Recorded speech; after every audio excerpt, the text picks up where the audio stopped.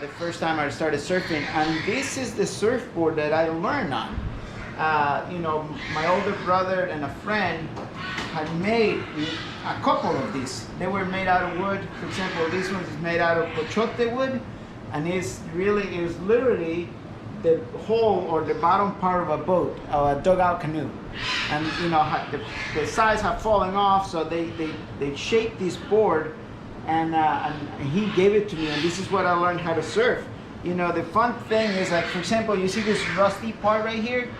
This was one of those U-nails that people use for fencing, for the fence, for barbed wire fences. So this was a U-nail that was stuck right here, and that's where you tied up the leash. The leash was just a normal rope.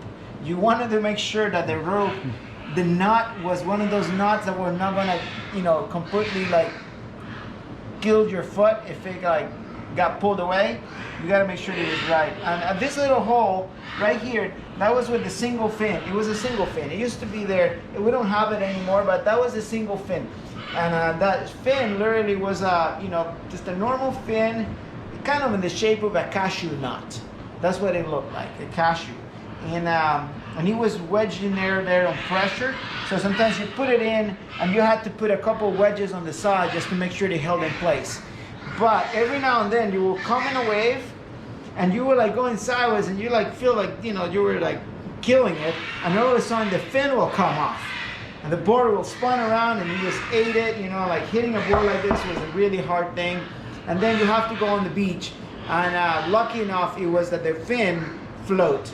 So you have to wait, though. You have to wait on the beach for the tide to push the fin out and pick it up. All new generations that came in, we have, as a matter of fact, I think the best Latin American surfer in the late years had come from Esterillos, and Carlos Munoz, and it's fun to watch that a whole bunch of kids actually saw surfing as a way to actually, be there and even connect with other people. And it gave me a huge opportunity as a surfer and as an older guy to start reaching out to the young kids as well, and to be able to spend time with them, and to be able to mentor them, and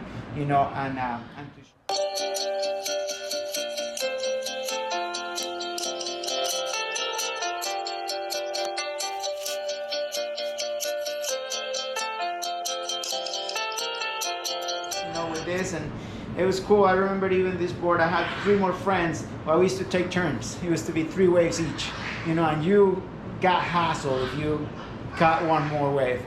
And now after that, there was more generations coming into surfing and all that. And you see kids, complaining about their rails being too square or too round and all that, or not rocket, or too much tail rocket, or all that stuff. Is like, back then when I learned how to surf, it's like, what was that?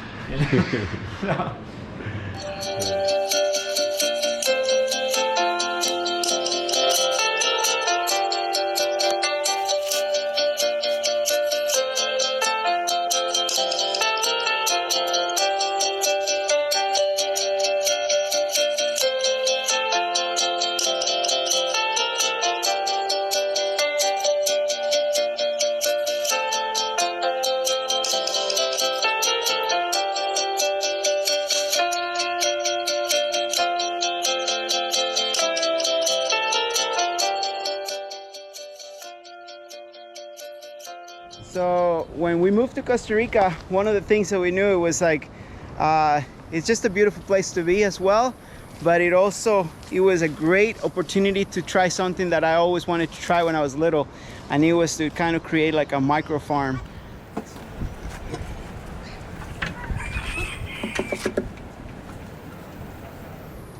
This cow actually, something funny, last year, it just gave birth about 2 weeks ago, has a baby on there. But last year, the last birth that she had, she escaped from here, and she's super docile, but she escaped. Somebody left the gate open down there. She went down to the beach, and somehow there was a lot of tourists on the beach, and she got to the beach and she got spooked. And she started running. And I was looking for it, and I went on the horse and everything, and when somebody told me, it's like, the cow was just beelining on the beach, and tourists everywhere running, and that was not a good thing. I mean, it's one of those things that is funny now, but it wasn't funny then. So I actually came back and I found it down there. It was high tide, really high tide.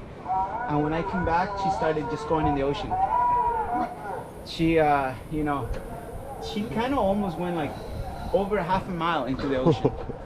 You know, I had to like swimming. Yeah, it was swimming, and it was the tide was going out, so it kind of was sucking out. And cows are really good swimmers, but I mean, she was pregnant. She was about to give birth, and they get tired. You know, they just have an area on the left-hand side that they call the empty. You know, they have different stomachs, but that one they call the empty, el vacío in Spanish. And that one they just kind of literally is like they fill it with air and float sideways. So it just like that, but on the way. So I actually went out there on a surfboard, and I had to put a life vest in her head so to keep the nose off the water. And then kind of got a lasso, and my son and I, we just paddle in and kind of towing this cow floating in the ocean. And I mean, yeah, but it was interesting, and she gave birth the next day. What? It was a successful birth story. So definitely, I mean, it was just an awesome thing.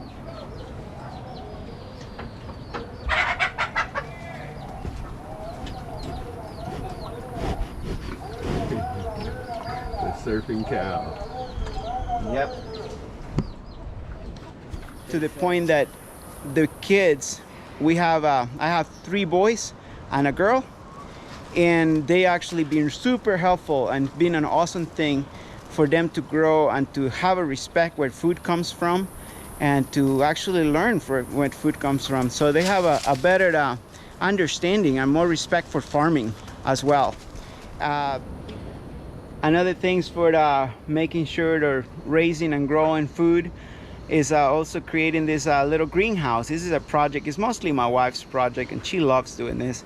And so because we have animals, we have chickens, we have horses, we have cows, it's like a micro farm, so we have a little bit of everything. So but when you have cows and you have chickens, you immediately have natural fertilizer, organic fertilizer. So we've been this is just getting ready to be planted. You know, there's a little beds right here, and also just back behind me there's a hydroponic system right there that on those tanks we have tilapia, and in another one we have shrimp. And then the idea of that is also that the water system goes there. We have a filtration system. That filtration system also provides nutrients for plants that go in there, like lettuces and other herbs. And then also it cleans the water for the fish. And then that way we can maximize the space. So, but yeah, this is just another way, and we just keeps us also busy, and it also helps us to get rid of all the animal waste as well, the fertilizer, and that's how we do this. So, yeah. Coming in, Steve. How you guys doing today? Good. Did I see your room? No, I didn't see your room yet. Say something. Hi. So our ideal is we want it to be a transformational church in our community. So for us, you know, we know that if our community prosper, we all prosper as well. So we try to, in any way we can, and with the resources we can, we try to make our community a better place. You know, from the very beginning, trying to even put new trash cans in to the community, helping with beach cleanups, and, you know, installing some picnic tables around for the tourists to come and visit and be around as well. And just even the little things. But the biggest thing that we know that is going to improve our community is working with people.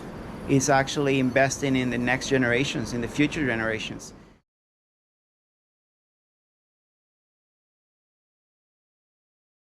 A good project. I remember I had $60 back then. So I went ahead and bought 60 chicks, the broiler chicks. So I started a project we call the Chicken Project later on. It got, the idea was that we will give a family 10 chicks an initial feed, and they could raise these chickens. And these chickens, in about 6 to 8 weeks, those chickens will be ready for them to eat, or they will be ready for them to sell or trade for other foods. And I didn't know how it was going to work, but then it kind of started to be so successful that people started like saying, hey, we want chickens, we need this, we want to do this. So actually more people got involved and more people started donating. I just remember seeing this, and I thought it was just going to be for our community, and all of a sudden started getting out of proportion. So later on, we started also giving out some laying hens for eggs. I knew that some people say, hey, I just have a hard time giving a chicken, and then people will kill it. And I understand, they're sensitive about that. But the idea, they wanted to give hens for eggs, and we started doing that as well.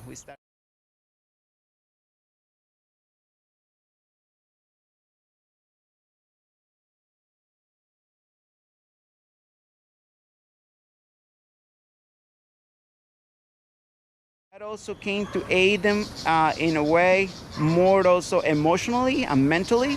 So I remember seeing one of the ladies told me, hey, the chickens had given us a reason why to get up every morning. So even just little stories with that, and something so simple with chickens, it was an amazing things for us to watch.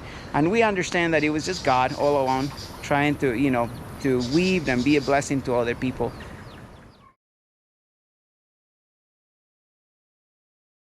That people in El Salvador started doing it, people in Chile did it, and people in Ecuador did it, and then even a friend of us reached out and started doing it in Egypt. So the chicken project was just an awesome thing. Who knew? Chickens. I mean, easy. Long story short, towards the end of the project, we gave over 15,000 chickens. I mean, there were people from Germany donating for the project. We made the national news, and that was just pretty funny.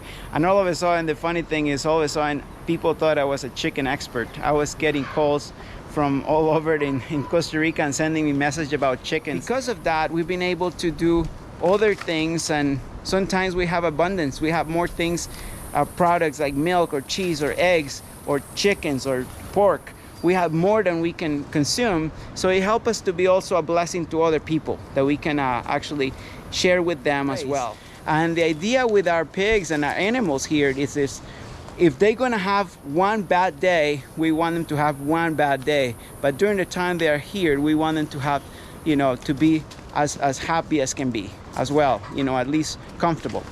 I mean, we have some cows with ocean view, and it's the greatest thing about doing ministry in Esterillos is that everybody knows us. And the hardest thing about doing ministry in Esterillos is that everybody knows us. So definitely we have to live by example, and that is it keeps you honest. It keeps you accountable to be here. So we're just so glad to be part of this community, and we really look forward for anybody that will come visit. We want them to have a great experience.